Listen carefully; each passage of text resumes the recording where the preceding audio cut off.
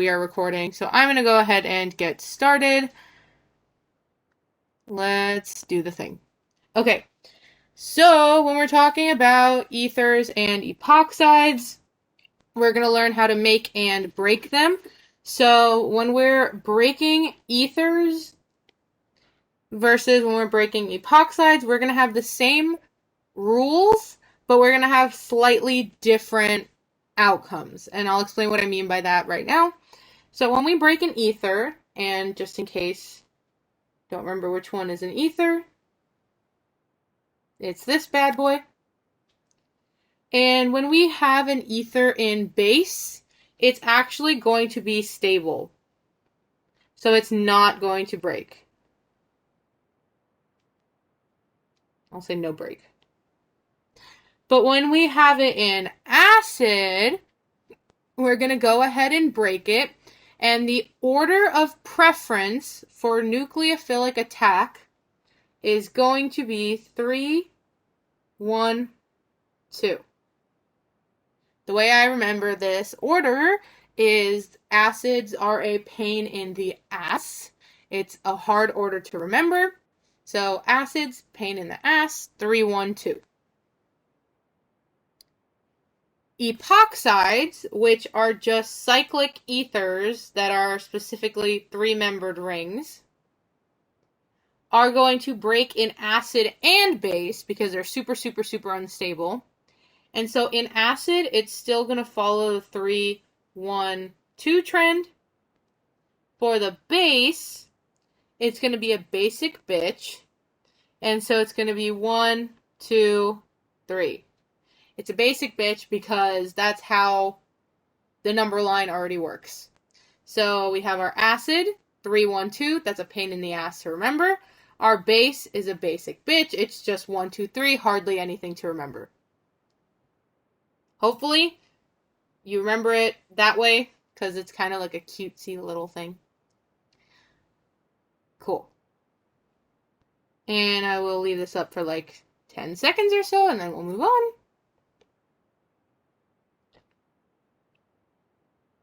Okay.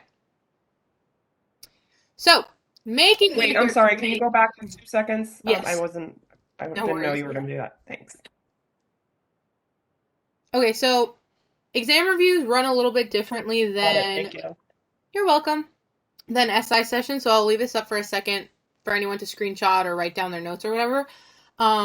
So that's going to be a little bit less interactive, meaning I'm not going to be asking as many questions and having as much back and forth, just so we can get through a lot of stuff in a little bit of time. Of course, at any point, you're allowed to ask questions. I love questions. If you're ever confused, I want you to ask me. Don't just go along like not knowing.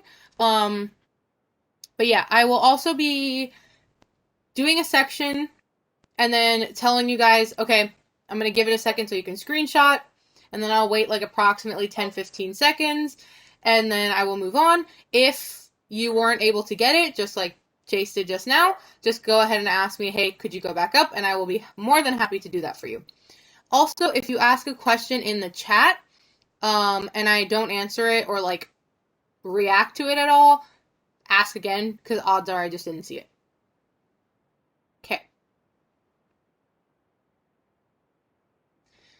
So when it comes to making ethers and epoxides, we have a couple different reactions we're going to go through. So first of all, we have the Williamson ether synthesis. I'm going to zoom in right here. The Williamson ether synthesis is between an alcohol, so I'm going to say alcohol, and an alkyl halide, which is something like this.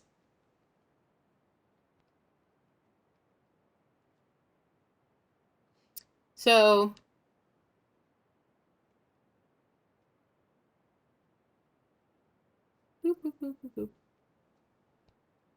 we are essentially going to go ahead and make the OH into a nucleophile. It's going to attack this carbon, and it's going to kick off the leaving group in an SN2-like fashion. So I'm going to go boop, boop. And we get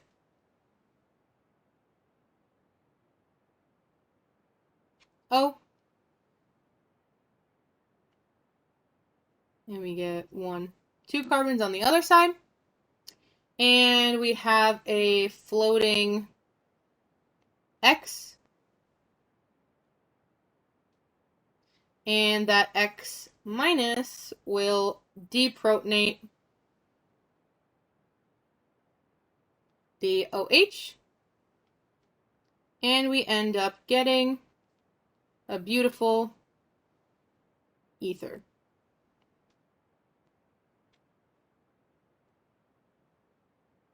Ta-da!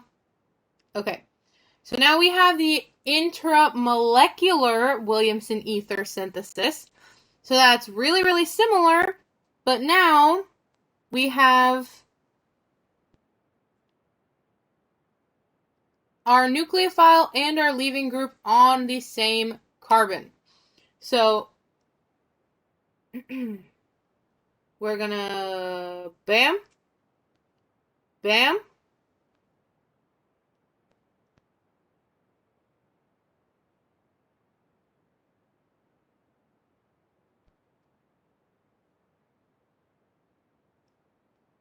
bam. And we have our 2 groups here. And we still have that hydrogen. So our B minus, or Br, excuse me, minus will come back, steal the hydrogen in order to make this neutral. So I want you to notice how I drew this epoxide because I'm going to draw it slightly differently for the final product. And so the middle step, I did the wedges to the oxygen to represent that the oxygen, which is a nucleophile, is wedged, right? And the leaving group has to face the opposite direction in order for the oxygen to attack. So if our nucleophile is wedged, the leaving group has to be dashed. If the nucleophile was dashed, the leaving group would have to be wedged. And this is just because of steric hindrance and stuff. So I drew this to show you that once you attack, both of them will be on the same plane. And just for simplicity purposes, I'm going to go ahead and put the epoxide on the plane. And I do this, 1, for simplicity, but 2, because we have to realize that this group and this group are pointing away from each other. They're pointing opposite directions. So that is going to make a trans epoxide.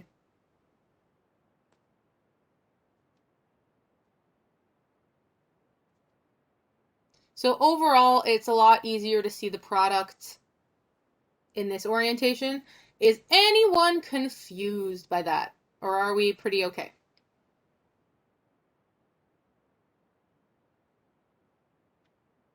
Does the same thing go for the other side with the or actually never mind, because they're the other ones like are they both SN2 reactions? Is that why they have to be the leaving group has to be opposite of it or whatever? Yes, exactly. Yeah. So the Williamson ether synthesis, both inter and intramolecularly, is going to do an SN2-like mechanism. And that's why the groups have to be anti. Yes. And yeah, so the wedges and dashes are just methyl groups in this final product. So this is a methyl, this is a methyl. Alrighty. So the next thing we're going to talk about, we briefly talked about what peroxy acids. I'm just going to show you what a peroxy acid is. It looks like so. We have some R group, we have a carbonyl, and then it looks like we're going to have an ester, but JK, we have this ugly thing. Whoa, right? So this thing is a peroxy acid, and essentially you can have any group here. So, what I want you guys to remember is if you see 3 oxygens, it's a peroxy acid. So anytime he gives you something with O3, it's a peroxy acid. O3, peroxy acid. O3, peroxy acid. O3, peroxy acid. Okay, so before we go on to the peroxy acid, which doesn't feel like a real word anymore, someone had a question about intramolecular versus regular Williamson ether. So the question was, for both mechanisms, they need different configurations. So for the intermolecular one, you don't really need to worry about it because you won't have to like do any kind of chirality or stereochemistry or anything. The only reason I mention it here is because it is on the same molecule. So conceptually, you have to know that these two groups have to be opposite one another for steric hindrance, because if they were the same way, this thing has no way to attack.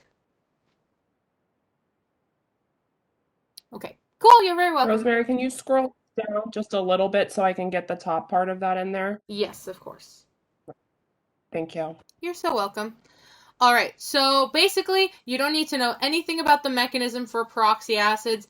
All you have to know is double bond plus O3 equals an epoxide. And just like something we're going to talk about later, Diels-Alder, we have a similar rule here about configuration. I said that sentence in a very weird way, but what I'm trying to do is like connect dots, I guess.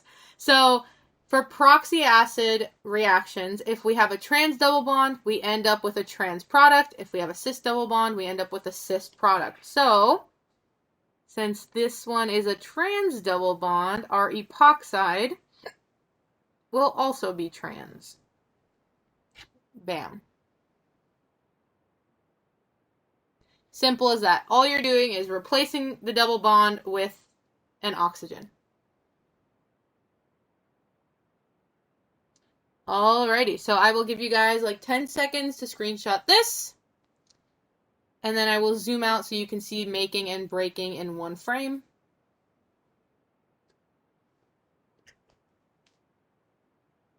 What was the part that you just said about the trans? Meaning if they start off on the double bond as trans, then the epoxide needs to be trans. That's what you said? Yes, exactly. So I'll just say maintains configuration of substituents.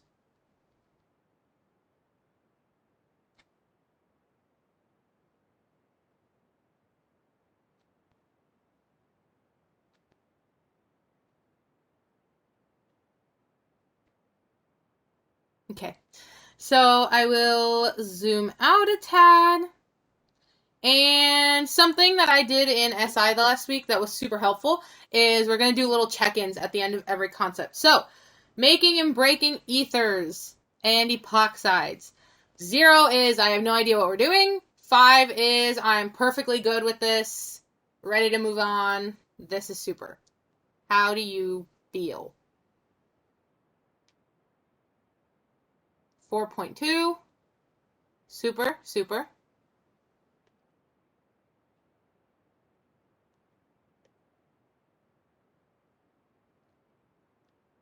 Cool. Okay, we're in the 4s. We're in the 4s. That's good. Sweet. Okay. So moving on to crown ethers. Crown ethers are so simple. This is going to be your freebie gimme question. Easy points. So what I want you to note is anytime you name crown ethers, you're going to start with the larger number every time. And you also need to note that the general kind of way to name it is blank crown, blank ether. And these blanks are going to be filled in by number of carbons and oxygens in the ring. And this number will be number of oxygens in ring.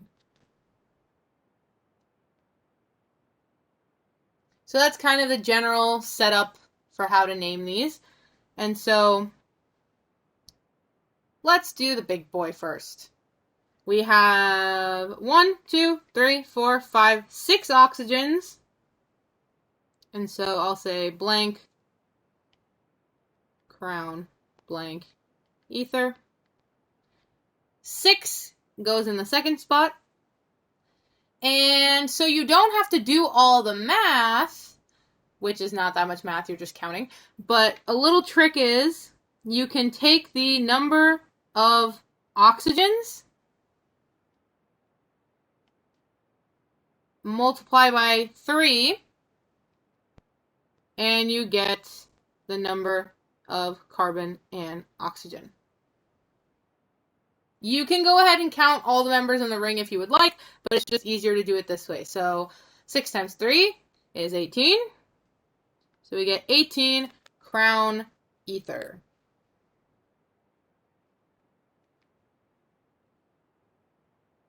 We'll do this one more time for our other buddy here. I don't know why I wrote 1 and 2. So we have 4 oxygens.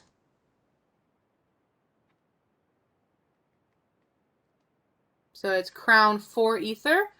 4 times 3 is 12. So our buddy is named 12 crown 4 ether. And that's pretty much all there is to these guys.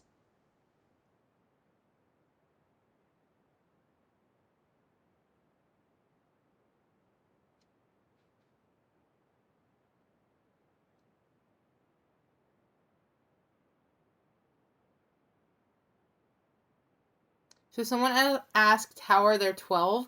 So we're counting the total number of carbons and oxygens in the ring. So we would do 1, 2, 3, 4, 5, 6, 7, 8, 9, 10, 11, 12.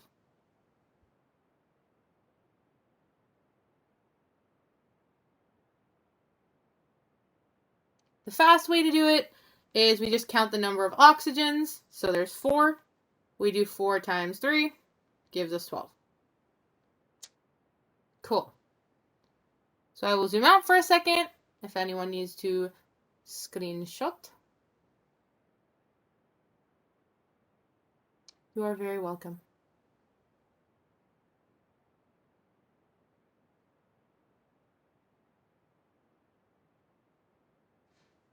Someone said feeling 5 confident on that.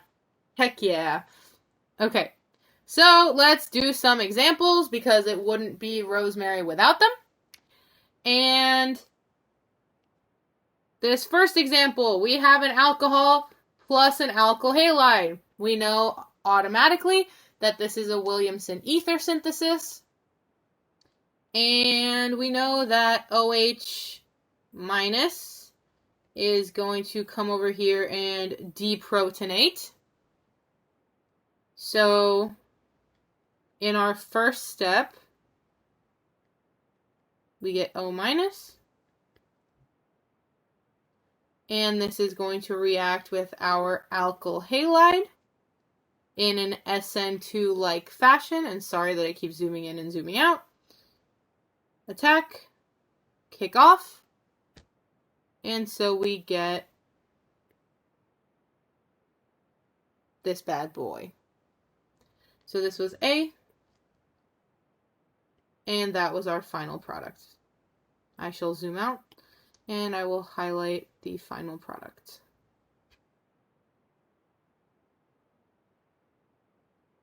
For the second one, we see again alcohol and alkyl halide. So we're going to go ahead and do the same type of reaction. And so our OH minus pulls off the hydrogen. And we get, bam, oopsie, bam, bam, bam. So now our oxygen is a nucleophile. And it can kick off our pal bromine. and we end up with an epoxide, and it's actually going to be the same one we got in the previous example, because these groups will be trans. Ta-da! So I want you guys to notice that I showed you two different ways of doing this reaction. So previously when we did it, we didn't have base. So what we did is we attacked first, and the Br- deprotonated. In this example, what we did is we had base, so the base removed the hydrogen first, and then we attacked and did the reaction. Both of these are equally correct. Usually he shows you the base to make it easier, but you could do this reaction either way. I just wanted you guys to kind of see that. I'm sorry, Rosemary, I looked down for a second. What was the first part that you said about which one you didn't do with a base?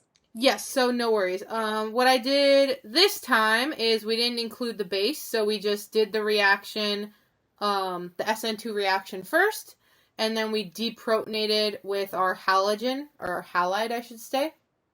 Same thing here. Okay. Whereas in this version, all I did was give you base, so the base deprotonated first, and then we did the SN2 reaction. Okay, so it can happen either way, is what you're saying? Yeah, because usually I only show it with the base, but if he were to give you an example without it, people get really confused. So just know that it could happen with or without base. Okay. Great question, though. Thank you. Alrighty. So the peroxy acid one, I will draw it for you just so you have like a complete thing. Actually, let's do it cis so you guys at least have a different example to look at. So if we had a cis double bond and we have a peroxy acid, all we do is replace the double bond with an oxygen, and they can either be both wedged or both dashed. It doesn't matter. I just prefer wedges, so bam. Ta-da! So these reactions, Williamson ether and peroxy acid, how do we feel? 0 to 5.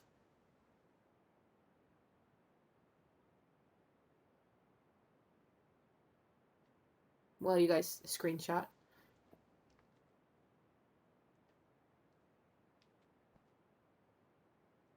5, 3.8, 4.5.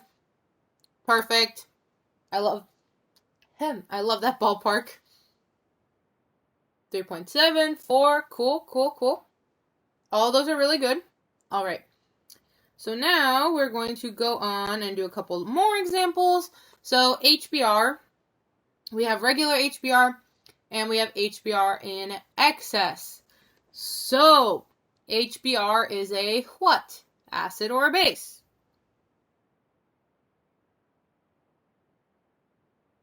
Acid. Cool. Just wanted to make sure we're all paying attention. All right, cool.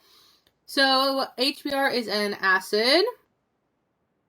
And we know that acids are a pain in the ass, and the order is 3, 1, 2. And so let's talk about what exactly that means, right? When I say order is 3, 1, 2, I'm saying that's the order that the nucleophile chooses to attack in. So, you might still be like, well, what does that mean? I'll show you. So before we go into the nucleophile attacking, we're going to have the activation step, which is when our oxygen steals a hydrogen from our acid and gains a positive charge. I'm sorry, this is too small. Now that it has a positive charge, it's going to be easier to break open the ring. And we have Br- left over, and that is going to act as our nucleophile. So now, when we're breaking open this ring, we can only break the carbon oxygen bonds. We cannot break a carbon-carbon bond or a carbon-hydrogen bond. So, this bromine can either attack here or it can attack here. This carbon is primary, and this carbon is secondary.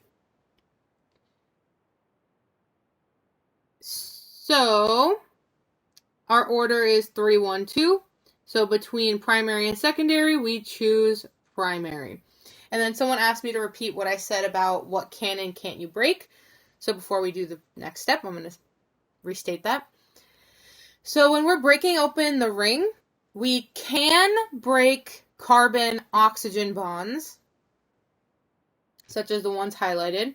We are not going to break carbon-carbon bonds or carbon-hydrogen bonds. So no CH and no CC.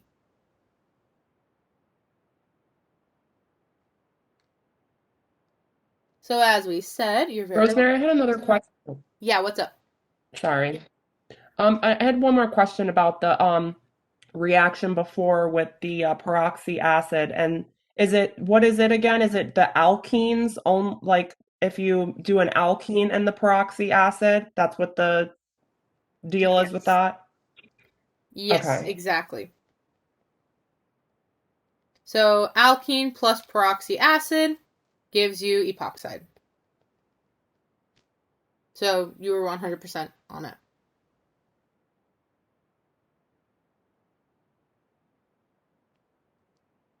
Okay.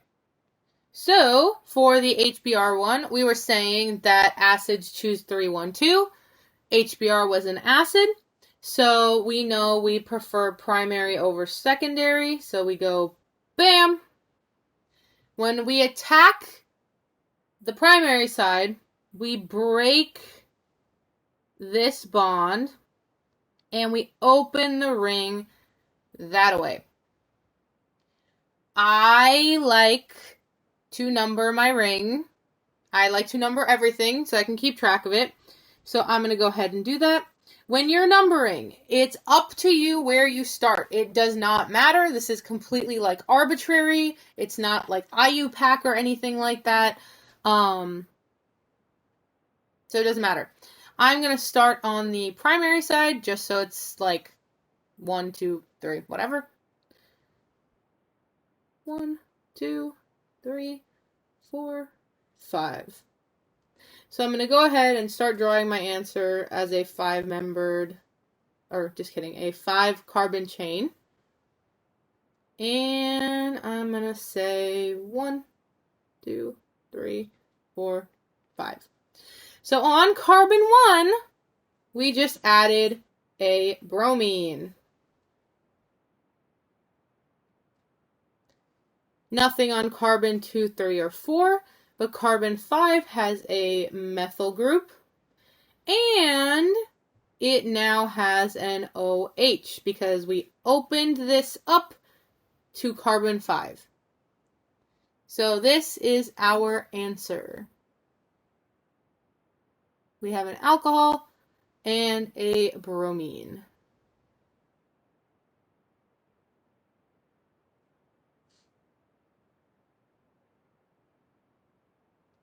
So now if we had excess HBr, the first 2 steps will be exactly the same.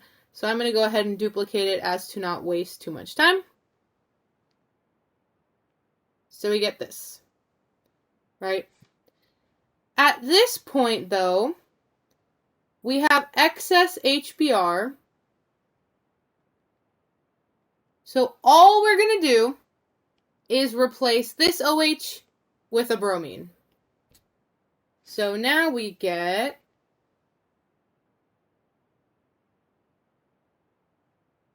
Br, Br. Don't worry about the actual mechanism. At this point, just know that if we have, sorry about that. If we have excess, we add an extra step at the end where we replace the OH with a Br.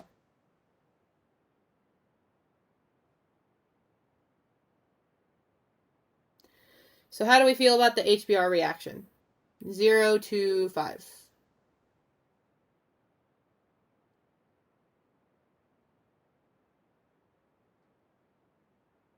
Okay, cool. 4.5, 4. Sweet. Alright, so we're going to do a couple examples of this. And by this I mean breaking epoxides. So breaking epoxides is similar but not exactly the same. So I'm giving you this thing here and either H plus or H minus. H plus represents an acid, H minus represents a base. So when we have H plus, our order is 3, 1, 2. And let's go ahead and figure out what each side is. So this side is tertiary. The other side is primary. So between those two, tertiary is going to win. Alright, so in our first step, we activate. Activate just means we get a positive charge on our epoxide, making it easier to open. We now have, I'm going to not do it in condensed formula just so it's easier to see. So we have O minus, and that O minus is going to prefer the tertiary side. So we're going to go, sorry, I'm going to erase this just so it's not a super ugly arrow. We go, bam. And now that means we're going to break this bond and open that way. So you know what the natural thing to do here is number. So I'm going to start numbering here. 1, 2. And you don't really have to number this because it's only 2, but I like to just in case. So the ring stays exactly the same. We don't do anything to this 6-membered ring. This is carbon 2.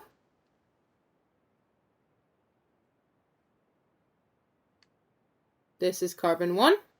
So carbon 2 has our nucleophile on it, and I'm going to do that in blue just so you can see a difference. Our nucleophile is OCH3. And carbon number 1 has our alcohol on it because we broke this bond, it opened towards number 1.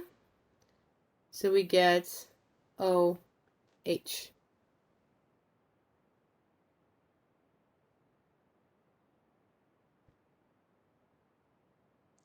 Ta-da! Can you go up and scroll out for a second? I just wanted to try to get a couple of those. There we go. Just up a little bit. Cool. Oh, can you zoom out just a little bit more? It's cut off on the. There we go. Perfect. Is this good? Yeah, great. Thank you. Hold on You're one welcome. second. Got it. Cool. Awesome.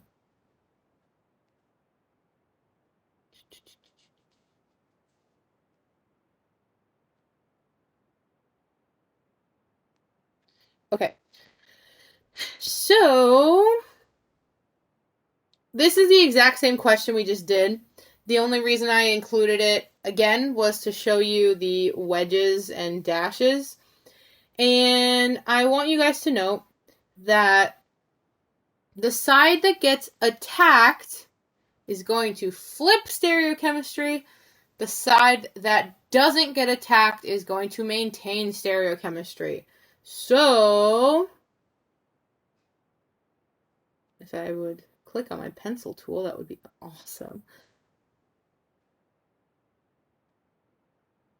Alright, so we know that in the first step it gets protonated, super duper, and we know that in the second step it's going to get attacked by this, and we already know that it's going to attack this carbon, right? And based on what I just told you, you now know that the side that got attacked is going to flip stereochemistry, and the side that did not get attacked will stay the same.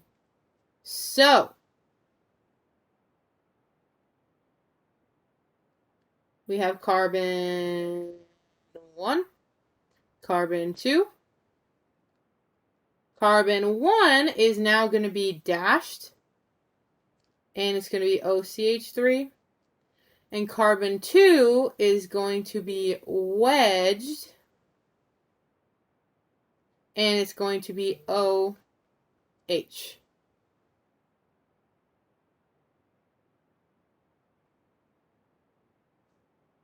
And yes, I'll repeat what I said about stereochemistry. So the side that gets attacked flips stereochemistry. The side that gets attacked by the nucleophile flips stereochemistry. And the side that does not get attacked, so whichever side you open to, will keep stereochemistry or maintain stereochemistry.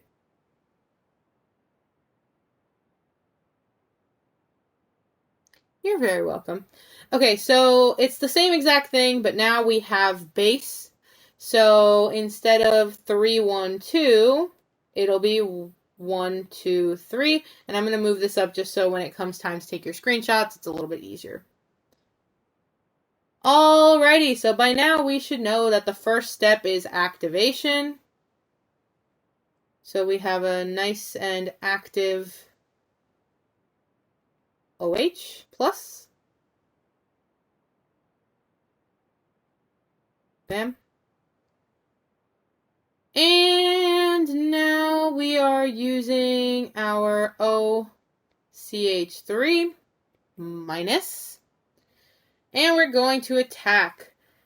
Now, the last two examples, we attacked the tertiary side, but now we have base. So between primary and tertiary, what are we going to pick?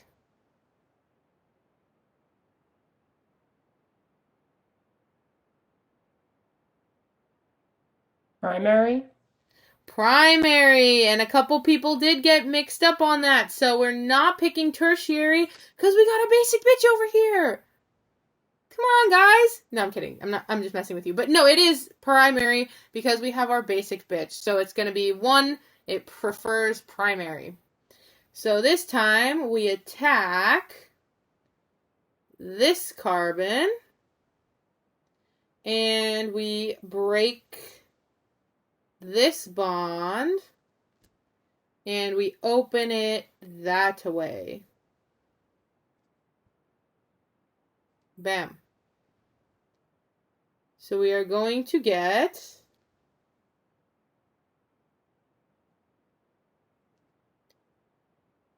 this is really ugly, but I'm not going to redraw it. So on our tertiary side, we maintain stereochemistry because it was not attacked. So we get our OH wedged. And on the side that we attacked, aka primary, we're going to get dashed. And we're going to get an OCH3. So you can see all three of these together. So when it comes to breaking epoxides, how do we feel? 0 through 5. We got some 4s. Cool. So basically, we're going to have a nucleophile that's going to do whatever the substitution, and then an acid or a base in it. Is it something where he gives it like that, where it'll be like the nucleophile over the acid, or is it something like nucleophile and then acid in a second step or something? Can't remember how he usually showed it to us. He won't do it in 2 different steps if it's just breaking the epoxide, because then that's a different question. I have an example where it's 2 different steps, so you'll see what I mean by it's a different question. But, yeah, for now, just know that they're going to be together. Okay. All right. Thank you. You're welcome. I hear Bear messing my door. In the last example, instead of an acid, there was a base. Exactly. So This is a minus. H minus just means base. H plus just means acid.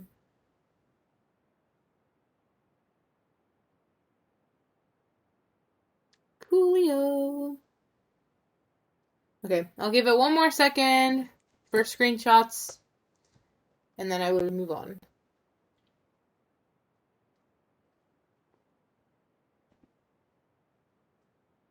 Oh, okay, so I didn't... Okay, that's a fair question. The question is, how did the epoxide get protonated if it's a base? Because we're actually stealing the hydrogen from the nucleophile, not from the acid or base. So that's how it got protonated. And that's why we have O minus instead of OH.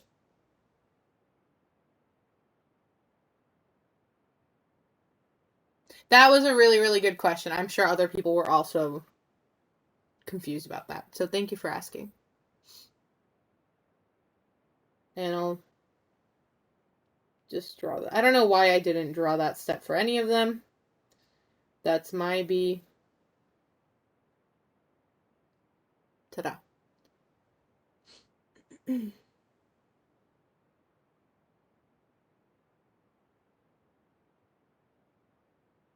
Okay. Give it one more moment and then we will go.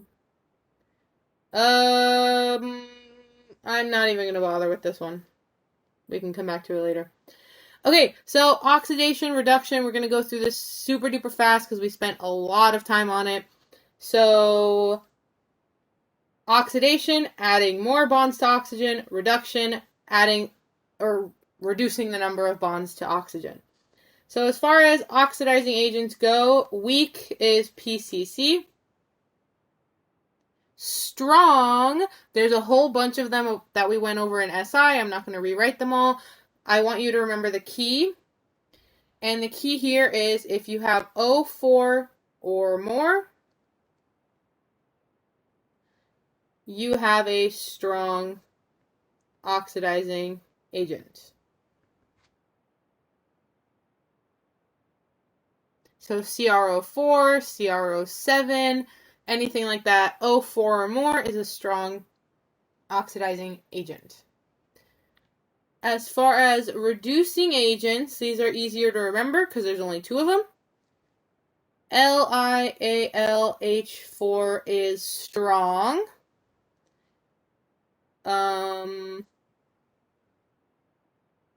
NaBH4 is weak.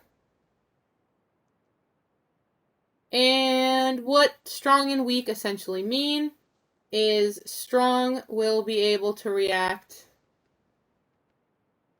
group 1 and 2. If you don't know what group 1 and 2 are, we'll talk about it in a second. NaBH4 can only react group 1. And then we have something here that kind of is a weirdo, and I'm going to call it diba. And it's kind of like a strong, weak reagent because it only reduces, group 2 and stops at the aldehyde. Rosemary, was the group 1 again, the ketones and aldehydes, and the group 2 was carboxylic acid and esters? Yes. Is it esters? Or yes. Esters, okay. So I will also write that down on here in case anyone doesn't know what I'm talking about, but that is correct. Okay, so let's run through oxidation real quick. So oxidation, we have a primary alcohol plus a strong reagent. We go to aldehyde in the middle, and then we end with carboxylic acid. If we have a primary alcohol with a weak oxidizing agent, we stop at the aldehyde. If we have a secondary alcohol, it doesn't matter what kind of reagent we use, we're going to get a ketone both times. And I don't think I even included the tertiary alcohol because we don't care about it. It's garbage. It's not going to be oxidized at all. Oxidation super fast. You don't need to know the reaction mechanism, really, anything. So we're good. For reduction, and I'll draw a little line here to separate the two. That is not a straight line.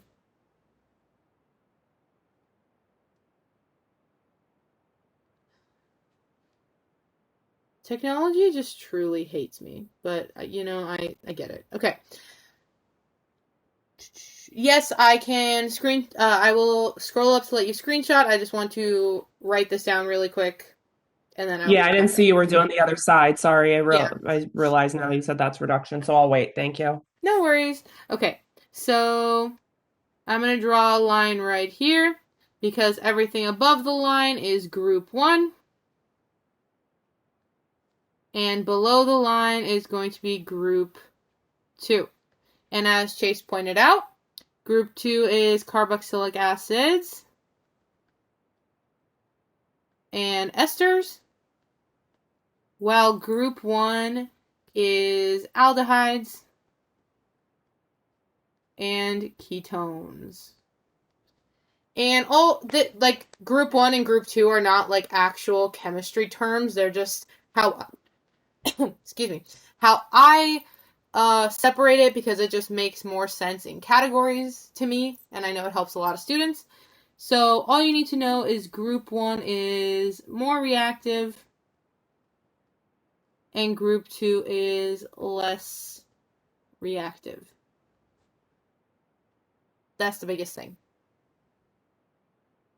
So in SI, we went over all the mechanisms for all the different reduction reactions, but now I'm just going to give you the final product. So if you want to know the mechanism, go back and watch the SI session. In summary, we know that aldehydes and ketones, I have to actually scroll up a little bit, aldehydes and ketones react with either. So if a ketone reacts with any reducing agent, you're going to end up with a secondary alcohol. If an aldehyde reacts with either of these things, you end up with a primary alcohol.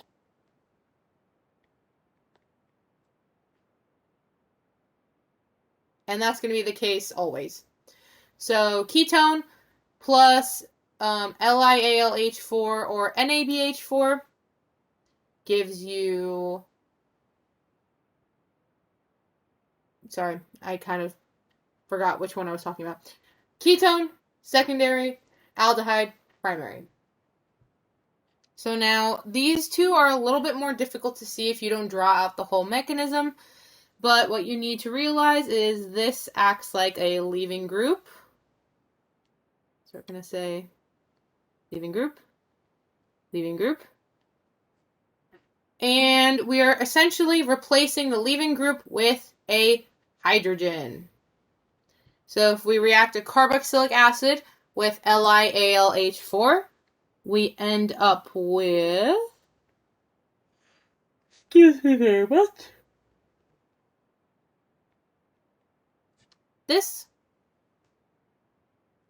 And if we use an ester, we get the exact same answer.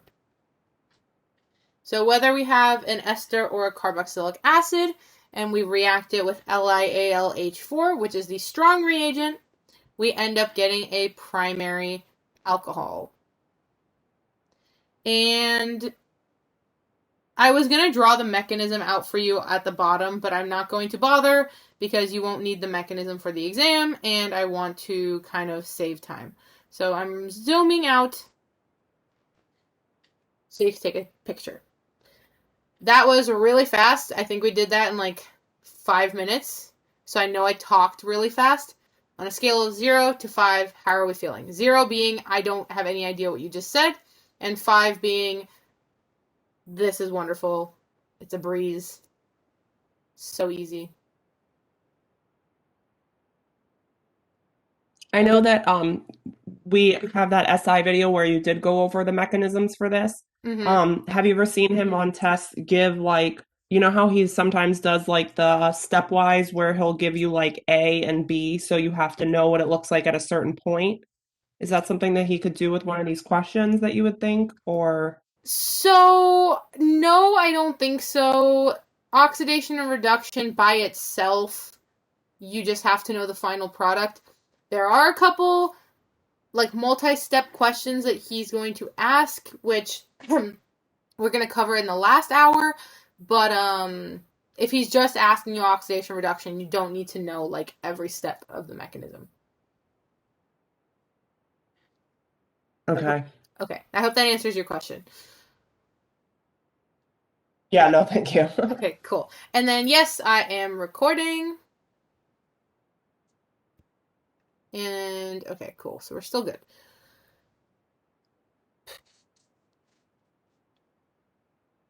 All right. So I'm going to leave this up for one more second. And for some reason, I don't have Grignard in this handout, so I'm just going to open up my Chapter 12 handout. I apologize to anyone who's using this handout for the review. We will get back to this handout right after we do Grignard. So I'm going to pause the recording because we are at 50 minutes and I don't want it to like be annoying. So we're going to stop here.